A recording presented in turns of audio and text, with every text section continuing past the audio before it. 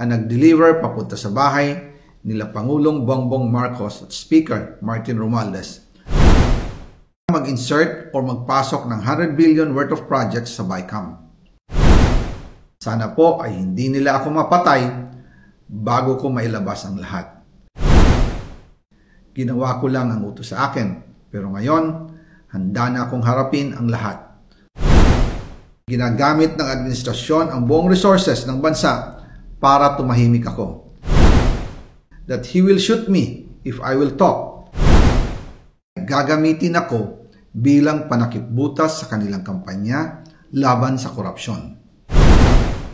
Hindi na ako mananahimik, ilalabas ko ang lahat ng katotohanan. May resibo, may ebidensya, at may pangalan. Para sa bawat Pilipino, alam ko na buo ang galit ninyo sa akin ngayon. Nauunawaan ko rin kung bakit, lalo na at malaki ang halagang nakataya. Pero bago kayo humusga, hayaan ninyong ipaliwanag ko ang buong katotohanan.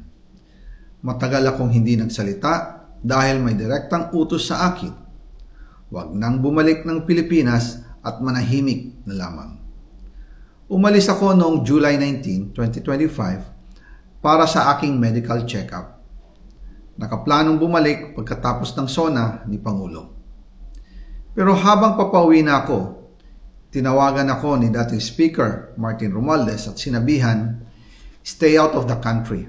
You will be well taken care of as instructed by the President." Noon naniniwala pa ako sa kanila, kaya't hindi ako bumalik.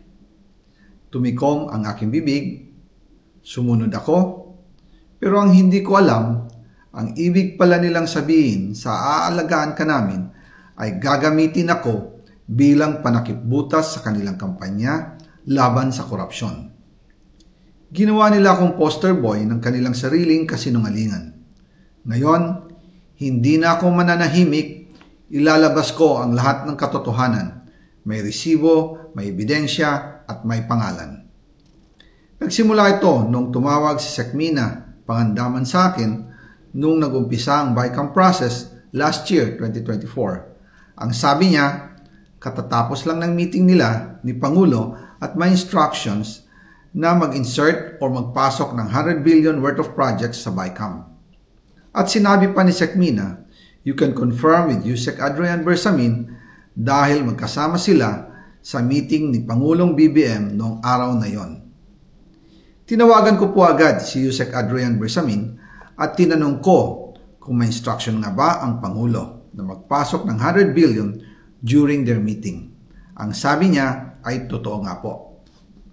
Right after our conversation, tinawagan ko po si dating Speaker Martin Romualdez at nireport ko ang instructions ng Presidente to insert the 100 billion projects.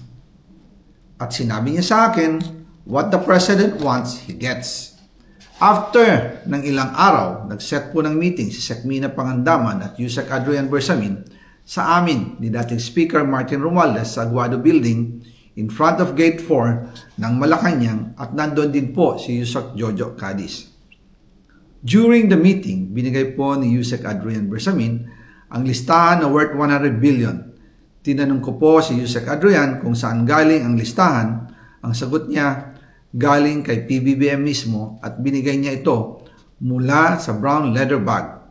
Nung sinabi po ni Yusek Adrian Bersamin yung brown leather bag, naalala ko noong nasa Singapore kami right after the elections of May 2022 sa Hilton Hotel, kami ni dating Speaker Martin and PBBM habang pauwi at pabalik ng Pilipinas, hinabol ng PSG ang brown leather bag at ang sabi ni PBBM, maiwan na lahat, wag lang ang brown leather bag.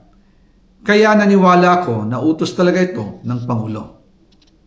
Pagkatapos ng ilang araw, I informed sina dating Speaker Martin Romualdez, Sekmina Pangandaman, Yusek Adrian Bersamin, and Yusek Jojo Cadiz na kung pwede 50 billion lang ang ipasok sa program funds dahil so sobra ang DPWH funds versus sa DepEd. In practice, hindi pwede na mas malaki ang budget ng DPWH kaysa edukasyon.